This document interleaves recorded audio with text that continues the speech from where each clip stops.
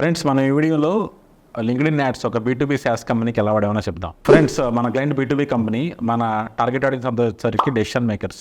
So మనకి అప్పుడు మన లింక్డ్ఇన్ అనేది బెస్ట్ ప్లాట్ఫామ్ అని చెప్పేసి మన లింక్డ్ఇన్ యాడ్ ఫోకస్ చేసాం. సో ఫ్రెండ్స్ ఫస్ట్ అవేర్నెస్ స్టేజ్లో మనం ఏం చేసామంటే మన ప్రొడక్ట్ వీడియోస్ లేకపోతే మన ప్రొడక్ట్ ఫీచర్స్ ఉన్నాయి కదా, నీ కరోజల్ యాడ్స్తో మన డెసిషన్ మేకర్స్ అందరికీ మన కనెక్ట్ అయ్యేలాగా బాగా టార్గెట్ చేసాం ఫ్రెండ్స్. దీనివల్ల బ్రాండ్ విజిబిలిటీ అనేది బాగా పెరిగింది. Next friends consideration stage. దీనిలో ఎవరంటే మన వీడియో వ్యూవర్స్ కానీ ఎవరైతే మన వెబ్సైట్ విజిటర్స్ ఉన్నారో వాళ్ళు మన ఈబుక్స్ లాంటివి లేదంటే కేస్ స్టడీస్ లాంటి త్రూ ఎంగేజ్ చేసాం. దీనివల్ల మన బ్రాండ్కి అనేది కొంచెం ట్రస్ట్ అనేది బిల్డ్ అయింది.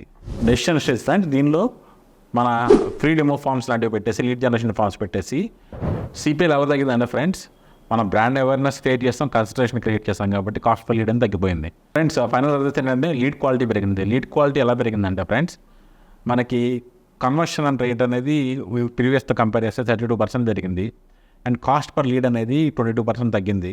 సో ఆల్ దిస్ హ్యాపెన్ మన ప్రాపర్ ప్రిసైజ్ టార్గెటింగ్ చేయడం వల్ల అయింది. ఫ్రెండ్స్ అందరికీ గుర్తుపెట్టుకుంటే B2B లీడ్ జనరేషన్కి లింక్డ్ఇన్ అనేది రైట్ ప్లాట్ఫామ్. సో మీరు కూడా SaaS కంపెనీలో పనిచేస్తున్నా, మీరు డెసిషన్ మేకర్ అయినా సరే B2B లీడ్ జనరేషన్ ఎలా చేయాలనేది డెఫినెట్గా you can reach out to me. For more videos on B2B lead generation please call hours. Thank you friends.